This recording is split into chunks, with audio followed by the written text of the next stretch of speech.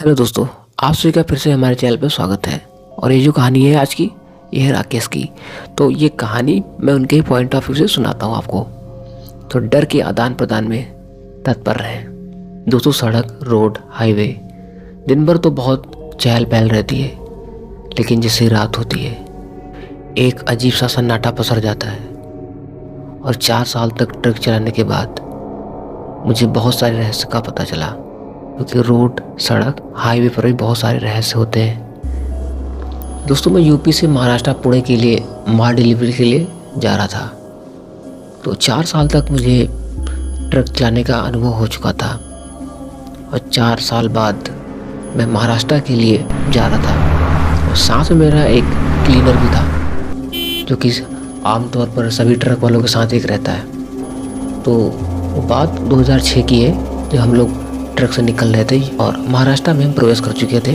और पुणे के लिए हम जिस रोड पर जा रहे थे, तो वो एक सिंगल रोड थी। और ट्रक चलाते चलाते हम लोग महाराष्ट्र के अंदर आ चुके थे।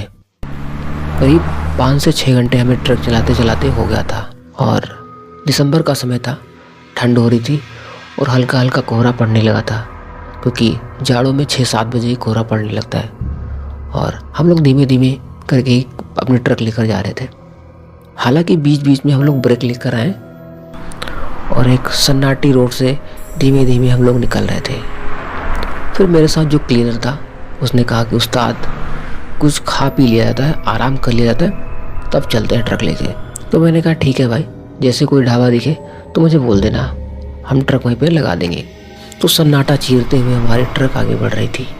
धीमे धीमे करके हम लोग जा रहे थे। तब सन्नाटी रोड पे ही हाईवे के किनारे थोड़ा हमें चहल पहल दिखी। तो मेरे क्लीनर ने कहा कि उस्ताद, आगे एक ढाबा दिख रहा है, आप ट्रक को किनारे लगा लीजिए। तो मैंने सोचा यहीं पे खा पी लिया जाता है, क्योंकि आगे पता नहीं कब ढाबा मिले, क्योंकि हम लोग को भूख भी बहुत लग गई थी। तो कुछ थोड़ा खा पी लेते। और रात के करीब 9 बजने वाले थे और हम लोगों ने ट्रक वहीं ढाबे के पास में ही लगा दिया। और ट्रक से उतरने के बाद हम लोगों ने हाथ मुँह धुला और चारपाई पर बैठ गए।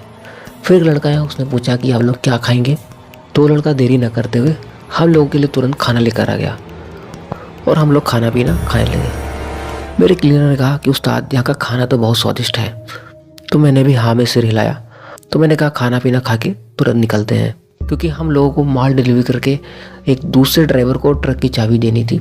तो इसलिए हमको जल्दी से निकलना था और सुबह हमको वापस भी जल्दी आना था। तो ढाबे पर खाना पीना खाकर हम दोनों ने आराम किया और 10 मिनट बाद हम लोग उठे और थोड़ा टहलने लगे रोड पर ही। और तभी मैंने एक लड़के से पूछा जो खाना देने आया था। तो मैंने उससे पूछा कि यहाँ पर कहीं सिगरेट वगैरह क्या मिल सकती है। तो उसने कहा कि हाँ, यहाँ से थोड़ा आप आगे जाएंगे, वहाँ पर एक छोटी सी दुकान है, अगर बंद ना हुई हो तो आपको मिल जाएगी, क्योंकि अब काफ़ी रात हो चुकी है तो शायद मुश्किल ही है। ढाबे पर आगे गए तो वहाँ पर थोड़ा चहल पहल थी और हम वहाँ पर गए, एक से आपने सिगरेट ली और पीकर वापस चले आए। वापस आने के बाद वहाँ पर हम लोगों ने सोचा कि चलो चलते हैं ट्रक लेके। लेकिन मैंने ध्यान ये दिया कि बाकी के जो ट्रक वाले थे वो वहाँ पर आराम कर रहे थे और लेटे हुए थे। और शायद उन्होंने प्लान ही बना लिया था कि अब रात यहीं बितानी है। तो जो लड़का खाना देने आया था, तो उससे मेरे क्लीनर ने पूछा कि ये लोग क्या रात यहीं बिताएंगे। तो उसने कहा कि ठंड का समय, ये लोग अब सुबह जाएंगे। तो मैंने हैरानी से पूछा कि क्या सब के सब ट्रक वाले सुबह जाएंगे। तो उसने कहा कि हाँ। तो उसने कहा कि आगे रोड पर काम चल रहा है तो अभी वो खुलेगा नहीं। हाँ, एक शॉर्टकट रास्ता है जिससे कि वो लोग जा सकते थे, लेकिन वो लोग नहीं जाएंगे। तो दोबारा मैंने फिर उससे हैरानी से पूछा कि ऐसा क्यों है। तो उसने कहा कि वो जो शॉर्टकट रास्ता जाता है तो थोड़ा ठीक ठाक नहीं है। मैंने कहा ठीक ठाक नहीं मतलब? तो उसने झल्लाते हुए जवाब दिया, कहा कि ज़्यादा मुझे इस बारे में नहीं पता, कुछ उधर भूत प्रेत वाला कुछ है, आप चाहो तो इस बारे में हमारे मालिक से पूछ लो। इस बात को मैंने तुरंत नज़रअंदाज कर दिया। लेकिन मेरे क्लीनर ने कहा कि उस्ताद, ये सही बोल रहे हैं क्या? तो मैंने क्लीनर से कहा कि अरे छोड़, कुछ नहीं होता है सब, चल तू ट्रक में चल के बैठ, मैं आता हूँ। तो उस समय VCR हुआ करता था और VCR पर कोई मूवी चल रही थी, जो कि सब वहाँ पर ट्रक ड्राइवर मिलकर बैठकर देख रहे थे। क्योंकि मुझे माल की डिलीवरी करके ही जल्दी निकलना था, तो मैंने ट्रक वहाँ से निकालना ही सही समझा। और जब मैं ट्रक वहाँ से निकाल रहा था, तो जो लड़का खाना देने आया था जिससे मैंने इस बारे में पूछा था वो कुछ अजीब तरह से देख रहा था। जैसे ढाबे के आगे बढ़े तो वहाँ पर वो जो सिगरेट की दुकान थी वो वहाँ पर बंद हो रही थी और ट्रक हमारा धीमे धीमे रफ्तार पकड़ रहा था। उसने मुझे इशारा किया तो मैंने ट्रक रोक दी। उसने तेज़ आवाज़ में कहा, भाई साहब रोड पर काम चल रहा है तो ट्रक आपकी आगे निकल नहीं पाएगी, आपको फिर से वापस आना होगा। तो मैंने कहा कि आगे एक शॉर्टकट रास्ता है, हम उधर ही से जाएंगे। तो उसने कहा कि वो रास्ता रात के लिए सेफ नहीं है। मैंने कहा कि सुबह हमें जल्दी पहुंचना है तो मुझे अभी ही निकलना होगा। तो वो एक निराशा भरी नज़रों से मुझे देख रहा था और जैसे जैसे मैंने ट्रक आगे लेता गया वो मेरे ट्रक को ही देख रहा था। मैंने साइड व्यू मिरर में देखा तो वो अभी भी ट्रक को ही देखे जा रहा था। खैर हम लोग आगे निकल चुके थे। करीब 15 से 20 किलोमीटर आगे जाने के बाद आगे एक शॉर्टकट रास्ता गया था जो कि एक कच्चा रास्ता था, क्योंकि अब हम लोग के सामने मजबूरी थी तो हमको उसी रास्ते पे चलना था और वापस हम लोग जा नहीं सकते थे। रात के करीब 11 बज चुके थे और कोहरा बहुत तेज पड़ रहा था और मेरा जो क्लीनर था वो चुपचाप पीछे सो गया था और उस समय जीपीएस या गूगल मैप नहीं था, तो हम लोगों को बस उसी रास्ते पे ही चलना ही था। करीब 2 किलोमीटर चलने के बाद मुझे रास्ते में एक लड़का दिखाई दिया जो कि वो पीठ पीछे करके खड़ा हुआ था। अब करीब बज चुका था रात के 12 कि ये रात के 12 बजे लड़का यहाँ पे क्या कर रहा है।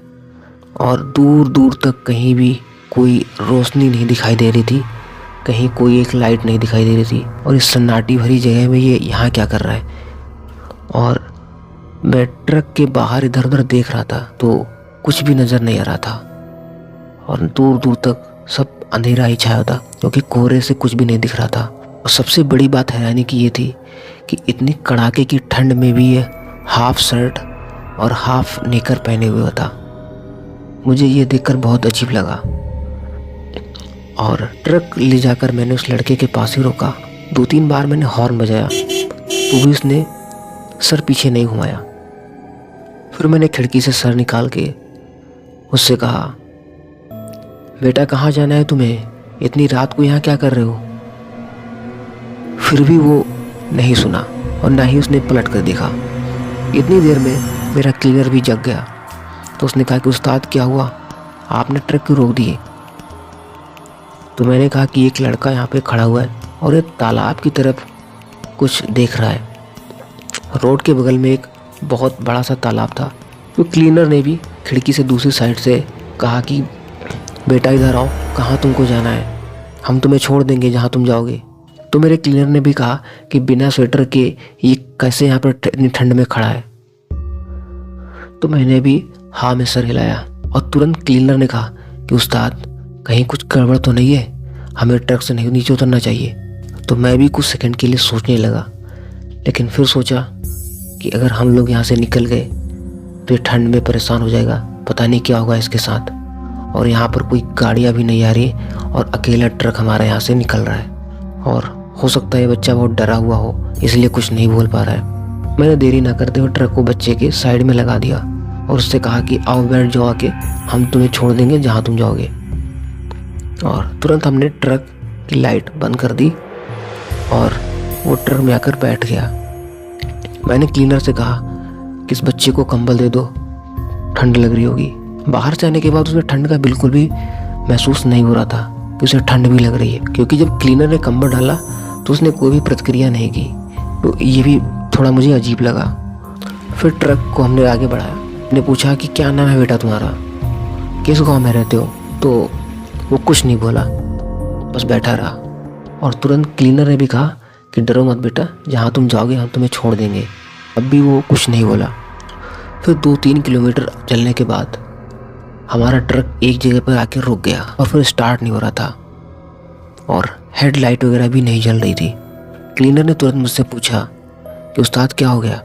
तो मैंने कहा ट्रक तो ठीक ठाक चल रहा था, पता नहीं क्या हो गया।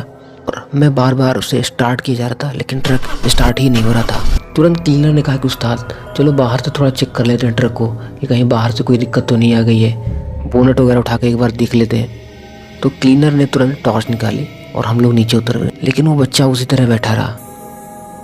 जैसे ही हम उतरे तो हम लोग के होश उड़ गए, क्योंकि हम लोग वहीं पे आके रुक गए थे जहाँ से हमने उस बच्चे को बिठाया था। और क्लीनर भी चौंक गया कि हम लोग तो यहाँ से निकल चुके थे, फिर दोबारा हम वापस यहाँ पर कैसे आ सकते हैं। वही मैं भी सोचने लगा कि ये कैसे हो गया, ये कैसे संभव है। और मेरे दोनों हाथ सर पे थे और मैं वहीं पे बैठ गया कि ये कैसे हो सकता है। वही तालाब और वही सड़क, ये कैसे हो सकता है। और हमने यहीं से उस बच्चे को बिठाया था। क्लीनर ने भी कहा कि हाँ उस्ताद, मुझे बहुत अच्छे से याद है, ये वही जगह है। इतने में क्लीनर ने बच्चे की तरफ टॉर्च मारी बाहर से ही, तो वो देखकर हम लोगों के होश उड़ गए। कुछ समझ ही नहीं आ रहा था ये क्या हो गया हमारे साथ, ये क्या हो रहा है। क्योंकि इस बच्चे का चेहरा जला हुआ था, आंखों की जगह पर 2 गड्ढे दिख रहे थे। मेरे तो जैसे पैर ही जम गए हों। क्लीनर चिल्लाने लगा कि उस्ताद वो बच्चा। मैंने टॉर्च उससे ली, दोबारा देखने की कोशिश की, क्योंकि वो अभी भी उसी तरह बैठा हुआ था। अब वो एक डरावनी हंसी हंसने लगा। मेरे रोंगटे खड़े हो गए। वो समझ नहीं आ रहा था क्या करे। क्लीनर चिल्लाने लगा। मैंने सोचा कि चलो यहाँ से भागते हैं। फिर हमने वहाँ से भागना सही समझा। हम सीधे भागते गए और क्लीनर भी रो रहा था, रोए जा रहा था। और मुझे याद है कि शायद 1 किलोमीटर जरूर भागते भागते हो गया था हमें। सीधी रोड पर हम लोग 1 किलोमीटर भागे और भागने के बाद हम लोग फिर वही उसी ट्रक के पास आ गए थे। क्लीनर बराबर रोए जा रहा था कि ये सब क्या हो रहा था। और वो कह रहा था कि आज हम लोग नहीं बचेंगे, हम लोग मारे जाएंगे। मैं भगवान का नाम लेने लगा जोर जोर से। और बच्चा वो ट्रक के ऊपर बैठा हुआ था, हम लोग को देखकर हंस रहा था। और एक चीज़ मुझे और अजीब लगी कि उस बच्चे का आकार बढ़ गया था, हम लोगों से भी वो ऊंचा हो गया था। इतना लंबा आकार हो गया था उसका। और वो हंस रहा था हम लोग को देख देख के। बच्चे के अलावा और भी लोगों की वहाँ पर रोने की आवाज़ें आ रही थी। हम लोग समझ चुके थे कि ये कोई ऊपरी चक्कर है या कोई छलावा है। हम लोग फिर से भागने लगे। भागने के बाद हम लोगों ने गले में एक शिव जी की माला पहन रखी थी और जोर जोर से हम लोग प्रार्थना करने लगे भगवान शिव से। और मैं हनुमान चालीसा पढ़ने लगा। और मेरा क्लीनर जो था वो लगातार रोए जा रहा था। और मैंने पीछे मुड़ के देखा कि वो बच्चा हमारी तरफ आ रहा था और लगातार हंसे जा रहा था। एक डरावनी हंसी पूरी तरफ गूंज रही थी। बीच बीच में उल्लू की आवाज़ और कहीं लग रहा था कि सियार रो रहा है, ऐसी आवाज़ें आ रही थी। दूर दूर तक हमें कुछ भी नहीं दिखाई दे रहा था कोहरे के अलावा। फिर हम लोगों ने सोचा सीधी रोड पर हम लोग नहीं भागेंगे। बगल में एक मैदान था, बंजर सा मैदान था, हम लोग उससे भागने लगे। और हम लोग लगातार भागे जा रहे थे। और वो बच्चा जो था वो अभी पीछे आ रहा था, जो कि बहुत आकार में बड़ा हो गया था। भागते हुए हमें कहीं दूर आग जलती हुई दिखाई दी। हम लोग समझ गए कि जरूर यहाँ पर कोई ना कोई इंसान होगा। हमने जैसे ही देखा कहीं आग जल रही है, हमने भागने फिर से शुरू कर दिया। और मैंने पीछे मुड़कर देखा तो बच्चा वहाँ पर गायब हो चुका था और वहाँ पर कोई नहीं दिख रहा था। और ना ही वो डरावनी हंसी, ना ही वो रोने की आवाज़ें आ रही थी। हम लोग भागते भागते उस आग तक पहुँचे तो वहाँ पर देखा कि खेत था। खेत में रखवाली करने के लिए एक झोपड़ी बनी हुई थी ऊपर। और वो आग के पास हम लोग रुक गए। तब तक वो किसान आ गया डंडा लेकर। तो कहा क्या हुआ आप लोगों को, कहा आप लोग कौन हैं, कहाँ से आए हैं। और इतने में मेरा क्लीनर वहाँ पर बेहोश हो चुका था। फिर क्लीनर को हमने 4 पाई लिटा दिया, पूरी बात किसान को बताई। और मैं पूरी रात उसी आग के पास बैठा रहा। और जब सुबह होश में आया तब हम लोग एक गाँव में थे और आसपास कुछ आदमी इकट्ठे हुए थे। क्लीनर ने पूछा उस्ताद हम लोग कहाँ गए, कौन लोग हैं। तो मैंने क्लीनर से बताया कि तुम खेत के पास पहुंचकर बेहोश हो गए थे और रात भर वहीं रहे। फिर एक गांव के एक तांत्रिक आए, उन्होंने झाड़ा किया। फिर उन्होंने पूरी बात बताई कि एक बच्चा था यहाँ पर और वो उस तालाब में डूबकर मर गया था, जिसकी आत्मा वहाँ पर भटकती रहती है और वो छलावा बन चुका है। और वहाँ पर कई लोग मर चुके हैं, इसीलिए वहाँ पर रात में रोने की आवाज़ें भी आती हैं। और शाम के 6 बजे के बाद वहाँ कोई नहीं जाता है। और तुम लोग जिस शॉर्टकट के रास्ते अंदर आए थे वो दाईं तरफ एक रास्ता मुड़ जाता है और तुम लोग सीधे चले आए, जबकि सीधे कोई रास्ता नहीं था। वहाँ पर सिर्फ एक कब्रिस्तान बना हुआ था और तुम लोग छलावे में पड़ गए। रात में आने के बाद कई लोग वहाँ पर मर गए हैं। तुम लोगों के गले में भगवान शिव की माला थी, इसीलिए वो तुम्हारा कुछ नहीं बिगाड़ पाया। लेकिन हमेशा आगे से ध्यान रखना कि रात में इस तरह मत निकलना। तो गाँव के 4-5 लोग हम लोग वहाँ पर छोड़ने गए। फिर हमने देखा कि ट्रक हमारा वहीं पर खड़ा हुआ था। आगे देखा वहाँ पे कोई रास्ता ही नहीं था, जबकि हम लोग आगे बहुत चले गए थे।